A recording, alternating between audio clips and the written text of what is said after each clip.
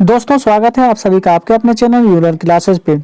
आज के वीडियो में हम लोग ग्रामर के ही अगले हिस्से को देखेंगे और आज के वीडियो में वर्ण और वर्णमाला को हम लोग सीखेंगे और जानेंगे कि ये वर्ण और वर्णमाला होता क्या है।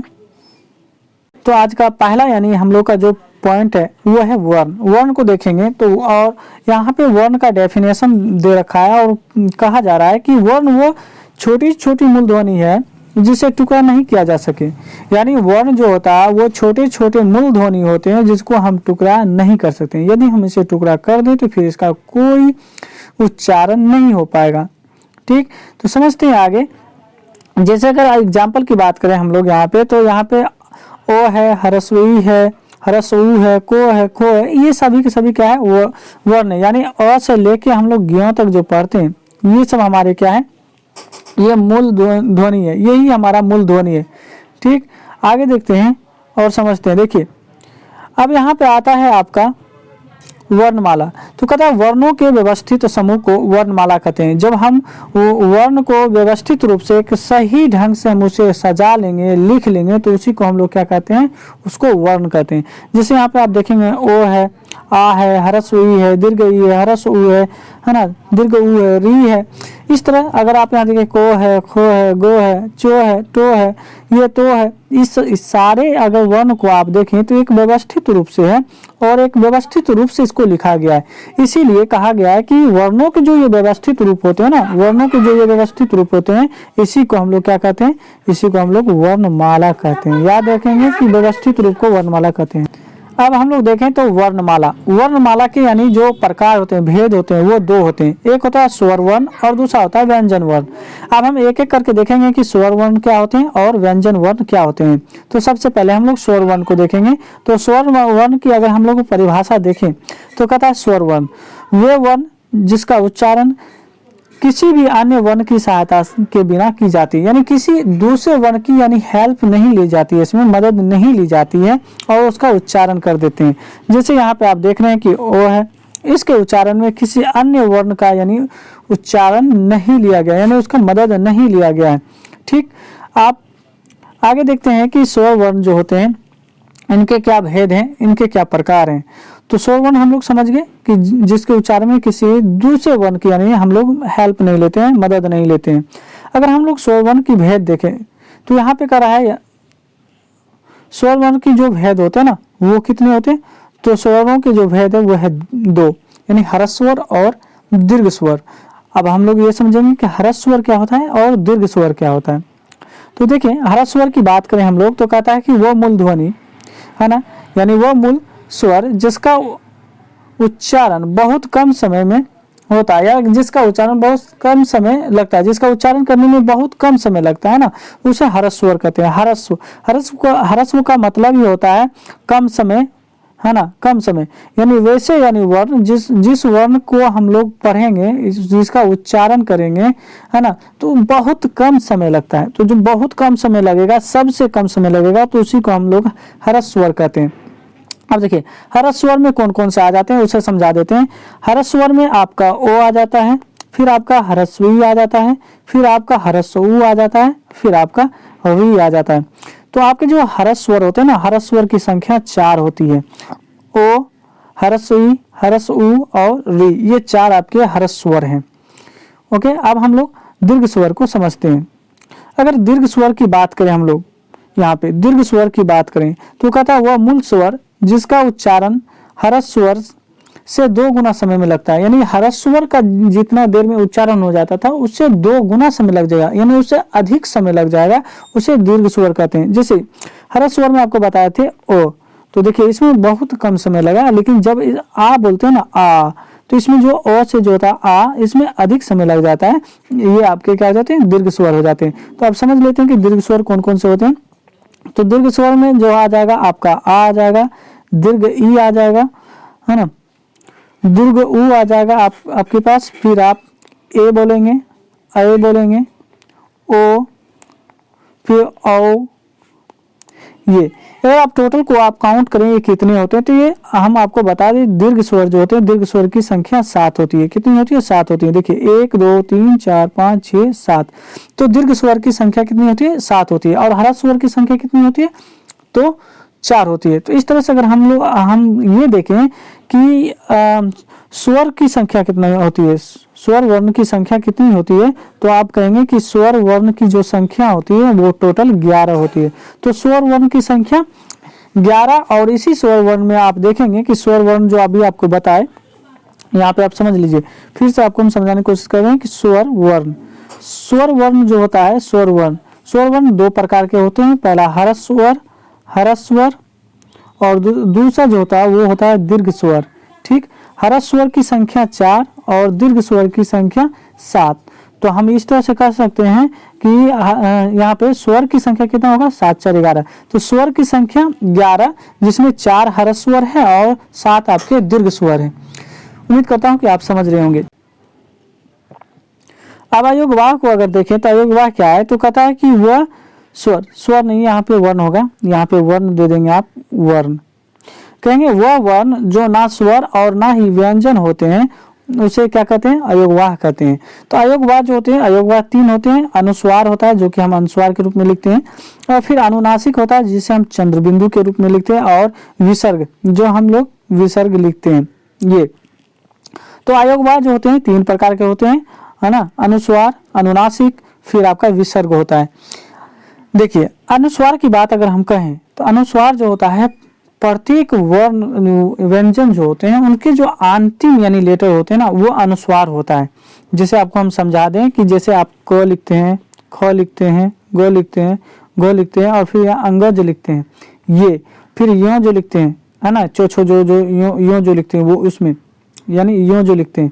फिर अगर हम टो डो नो लिखें, फिर यानी तो दो नो लिखें, फिर पोफो बोबो मो लिखें, ये जो अंतिम यानी आपके जो लेटर है ना, लेटर वर्ण है, ये आपके अनुस्वार का काम करता है। क्या चीज का काम करता है, अनुस्वार का काम करता है। और फिर अनुनासिक की बात करें तो अनुनासिक को हम चंद्रबिंदु कहते हैं, जो कि हम इस तरह से लिखते हैं, जैसे चांद लिखना है तो चांद में आप इस तरह से लिखते होंगे, तो ये आपका अनुनासिक है, इसे हम चंद्रबिंदु के नाम से भी जानते हैं। और विसर्ग की बात करें तो विसर्ग में हम लोग जानते हैं कि, है ना, कि विसर्ग इस तरह से होता है, जैसे हम लोग कहते हैं पुनः, तो यहाँ पे पुनः यानी जिसको फिर से बोलते हैं, पुनः हो गया, दुख हो गया, है ना, ये तो कहता है कि अनुस्वार का जो होता है, विसर्ग का जो यानी उच्चारण होता है वो हो के समान होता है। कैसा होता है, हो के समान। अगर आप इसमें देखेंगे चंद्रबिंदु में, तो इसमें क्या होता है कि मुंह और नाक दोनों से हवा निकलती है। जैसे आप लोग आँख बोलेंगे, है ना, जैसे खांसी आप बोलेंगे, खांसी, इस तरह से जो वर्ड लिखते हैं इसमें जो चांद बिंदु आता है। चलिए अब आगे के चीज़ों को समझते हैं और जानते हैं। देखिए यहाँ पे अब हम लोग का है व्यंजन को अब हम लोग पढ़ेंगे। तो व्यंजन क्या है, तो कहता है कि वे वर्ण जो स्वर वर्णों की सहायता से बोली जाती है। तो जो स्वर वर्णों की सहायता से बोली जाएगी उसी को हम लोग व्यंजन कहते हैं। अब देखिए इसमें कौन कौन से यानी व्यंजन होते हैं इसे समझ लेते हैं। तो देखिए पहला को खो गो से अंगों तक, फिर चो से है, फिर टो से है, फिर तो से है, फिर पो से है। अब देखिए सभी का एक अपना अपना नाम होता है। जैसे कोच है तो इसको को वर्ग कहेंगे, चो से है तो चो वर्ग बोलेंगे, टो से है तो टो वर्ग बोलेंगे, तो से है तो वर्ग बोलेंगे, और पो से है तो पो वर्ग बोलेंगे। इसके बाद यहाँ पे अगर आप देखें यो रो लो वो है तो ये आपका अंतस्थ व्यंजन है, इसको अंतस्थ व्यंजन कहते हैं। उसके बाद यहाँ आप देखेंगे तालब सो से है तो ये आपका क्या है, ये आपका उसमें व्यंजन है। ठीक, तो हम लोग वर्ण को भी देख लिए। अब देखिए अब इसके अलावा और छोटी छोटी बात है जिस बात को हमको समझना बहुत जरूरी है, जिसे संयुक्त व्यंजन होता है। संयुक्त व्यंजन क्या होता है, तो कहता है कि जब दो व्यंजनों का उच्चारण एक साथ हो, जिसमें पहला स्वर रहित और दूसरा जो स्वर सहित हो, तो उसे हम लोग संयुक्त व्यंजन कहते हैं। जैसे यहाँ पे जो हम लोग अक्षो लिखते हैं ना, अक्षो, तो अक्षो कैसे यानी बना होगा, तो यहाँ पे क ये हलंत होता है और इसमें संयुक्त करते हैं मूर्धन्य सो से। अब देखिए जब इसको संयुक्त करते हैं ना तो फिर ये क्या बनता है, आपका अक्षो बन जाता है। इसी तरह से फिर जब हम लोग तरो लिखते हैं ना, तो तरो कैसे लिखा गया होगा, तो इसमें हलंत होता है। हलंत का मतलब होता है स्वर, है ना, रहित, यानी इसमें स्वर नहीं है, इसमें स्वर की कोई भी भूमिका नहीं है, और इसमें संयुक्त करा देते हैं रो से। और रो क्या है, तो रो में यानी स्वर सहित है, इसमें स्वर मिला हुआ है, और इस तरह से ये क्या बन जाता है, तुरो। तो इस तरह से हम लोग देख रहे हैं कि अक्षो हो गया, तुरो हो गया, फिर ज्ञ हो गया, ये सभी के सभी क्या है, आपके संयुक्त व्यंजन है। और एक और स्रो है जिसमें आप श्रीमान लिखते हैं, है ना, जैसे श्रीमान लिखते हैं, तो ये जो स्रो है, ये स्रो भी क्या है, आपके संयुक्त व्यंजन ही है। अब आगे हम लोग संयुक्ताक्षर देखेंगे। ये संयुक्ताक्षर क्या होता है इसको भी समझेंगे। तो संयुक्ताक्षर कहता है कि जब दो अलग अलग व्यंजनों को मिलाकर एक नए शब्द का निर्माण करते हैं, दो अलग अलग व्यंजन मिलाएंगे और एक नए शब्द का निर्माण करेंगे तो उसे हम लोग क्या कहेंगे, संयुक्ताक्षर कहेंगे। और इसमें देखेंगे कि पहला जो व्यंजन होगा वो स्वर रहित होगा और दूसरा जो होगा स्वर सहित होगा। जैसे अगर हम यहाँ पे चो, यहाँ देखिए, अगर चो छो संयुक्त हम लिख दें इसे तो ये कैसे बना होगा, तो आप जानते हैं कि चो यहाँ पे स्वर रहित होगा यानी हलंत लग जाएगा और यहाँ पे छो स्वर सहित होगा, इसीलिए ये चो छो संयुक्त बना। अब इससे एक नए शब्द का निर्माण करेंगे। जैसे हम लोग कहेंगे अच्छा, तो अच्छा कैसे लिखते हैं, तो ओ चो छो संयुक्त और यहाँ इसमें आकार की मात्रा होती है तो इसमें क्या आ जाएगा, अच्छा। ठीक है, जैसे हम लोग यहाँ पे हम लिखना चाहते हैं, जैसे एक वर्ड और ले लेते हैं और हम उसे समझते हैं कि ये कैसे होगा। जैसे यहाँ पे हम लिखते हैं प्राप्त, तो यहाँ पे देखेंगे प्राप्त जो हम लिखे प्राप्त में यहाँ पे पो और तो का यानी क्या है, संयुक्त है। यहाँ पे यानी पो और तो को जब हम लोग क्या किए, संयुक्त किए। ये देखिए स्वर रहित है और ये स्वर सहित है तो ये आपका बना पो तो संयुक्त, इसीलिए यहाँ पे हम प्राप्त लिखे हैं। इसके बाद अगर हम लोग आगे देखें कि संयुक्ताक्षर के बाद क्या पढ़ने वाले हैं, तो ये हमारा द्वित व्यंजन है और द्वित व्यंजन को भी समझ लेते हैं। द्वित व्यंजन क्या होता है, तो द्वित व्यंजन यानी उस व्यंजन को कहते हैं जब दो एक जैसे ही व्यंजन को एक साथ लाते हैं, एक साथ मिलाते हैं तो उसे द्वित व्यंजन कहते हैं। जैसे हम लोग कहते हैं को, और को में हलंत लगा के यानी संयुक्त कर दीजिए को में, इसी को हम लोग को संयुक्त बोलते हैं, को संयुक्त बोलते हैं।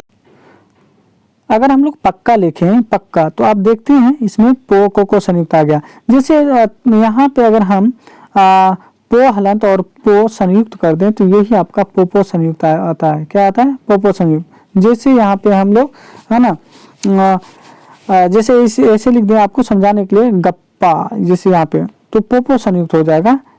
आपको और एक यानी उदाहरण देके समझाते हैं। जैसे हम यहाँ पे लिखते हैं तो संयुक्त देख लेते हैं। जैसे यहाँ पे तो संयुक्त लेते हैं, तो हलंत यानी हलंत का मतलब होता है इसमें स्वर रहित हो गया और यहाँ पे तो देते हैं तो इसका मतलब स्वर सहित हो गया, ये तो संयुक्त होगा। ये क्या होगा, तो संयुक्त। इसी से हम लोग लिखते हैं पत्ता। ठीक, तो आप समझ रहे होंगे कि जब दो एक ही जैसे तत्व आपस में मिलते हैं, यानी जब दो एक जैसे, यानी कहने का मतलब यहाँ पे व्यंजन को साथ मिलाएंगे तो वो आपका क्या होगा, द्वित व्यंजन कहलाएगा। अब इसके अलावा देखिए यहाँ पे आज हम लोग का आखिरी है जिसे हम कहते हैं मात्रा। ये मात्रा क्या है, तो इसको हम समझते हैं मात्रा किसे कहते हैं। ठीक, अब देखिए मात्रा की बात करें तो हम लोग जानते हैं कि ओ से लेकर औ तक ये क्या है, 11 हम लोग के क्या है, स्वर, क्या है, स्वर है, स्वर वर्ण है। यहाँ से लेकर यहाँ तक 11 स्वर हैं, जैसे ओ आ ह्रस्व उ दीर्घ ई 11 हैं।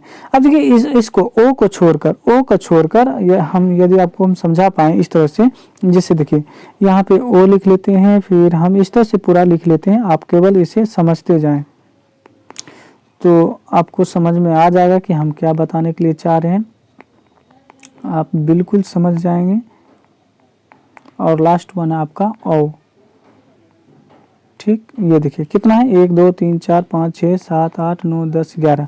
अब कहता है ओ से लेकर औ तक यानी 11 स्वर यानी वर्ण है, 11 स्वर वर्ण है।